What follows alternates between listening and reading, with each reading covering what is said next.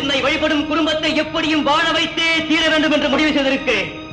பரம்பொருளே, பராசக்தியே, பரந்தாமரே, படைப்பவரே, உங்கள் முடிவென்ன?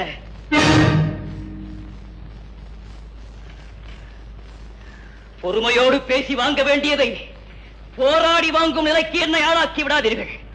சொல்லுங்கள், உனக்கு என்ன வேண்டுமோ கேள். தந்தையே, இதுவரை இதிகாச புராணங்களிலே இல்லாத ஒன்றை நான் கேட்கப் போகிறேன். இந்த வினாடி முதல் முருகா முருகா என்று உள்ளன்போடு யார் என்னை வணங்குகிறார்களோ அவர்களையெல்லாம் காலன் என் அனுமதியின்றி நெருங்கவே கூடாது.